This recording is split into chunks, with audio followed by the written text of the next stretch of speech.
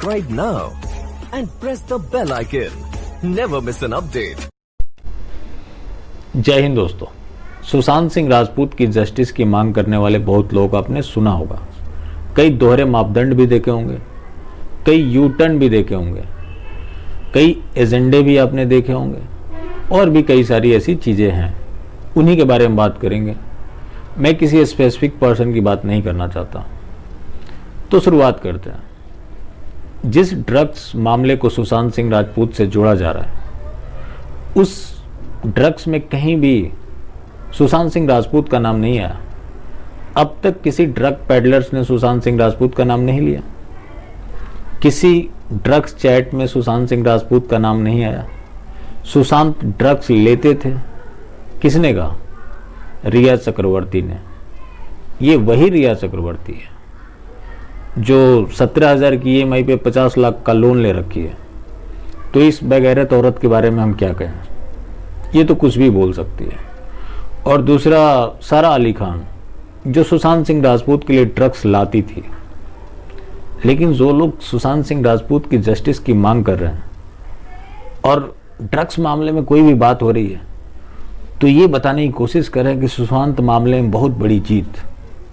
जिस इंसान का ड्रग्स से कोई लेना देना नहीं था, उस इंसान को आप ड्रग्स मामले में खींच रहे हो। रही बात इस मीडिया की जो यही बात बोल रही है, तो मैं मीडिया के बारे में कोई सवाल नहीं कर सकता, क्योंकि वो पहले साबित कर चुके हैं कि वो लोग एजेंडा चलाते हैं, वो लोग बिकाऊ हैं। लेकिन आपने तो ये बोला था कि आप जस्टिस फॉर सुशांत सिंह राजपूत की बात कर रहे हैं। जब आप जस्टिस फॉर सुशांत सिंह राजपूत की बात कर रहे हैं और वही चीज़ें बोल रहे हैं जो रिया चक्रवर्ती आपसे बुलवाना चाहती है, तो फिर आप बोले ना कि आप जस्टिस फॉर सुशांत नहीं, जस्टिस फॉर रिया के लिए लड़ रहे हैं। कुछ लोग आपने पहले सुना होगा जो बोलते थे बायकॉट बॉलीवुड, और वो बिग बॉस या डिफरेंट मूवीज़ की रिव्यू कर रहे हैं। तो अगर वो देखते नहीं हैं तो रिव्यू कैसे कर रहे हैं?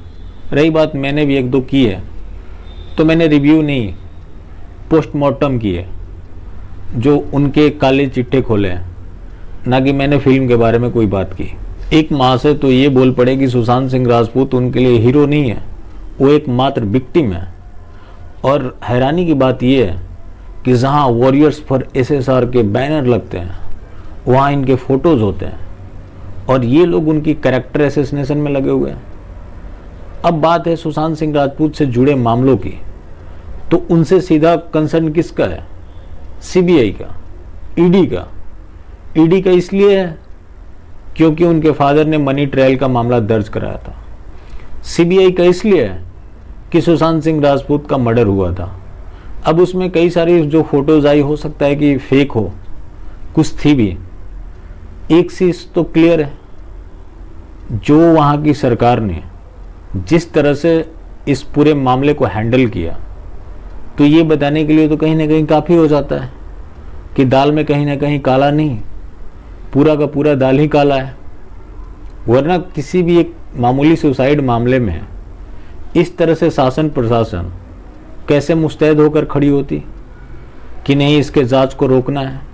और वो षड्यंत्र आज भी जारी है। रिसेंटली घनश्याम रिलीज हुए हैं, रिपब्लिक मीडिया से जुड़े हुए जो हैं, उनके ऊपर प्रेशर बनाया जा रहा था कि आप अर्णव गोस्वामी के खिलाफ कुछ बोले, उनको टॉर्चर किया गया।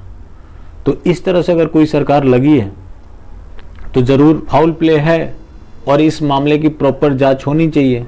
CBI को अपनी रिपोर्ट सौंपनी चाहिए। CBI इस मामले में क्या कर रही है, इस मामले में बात होनी चाहिए।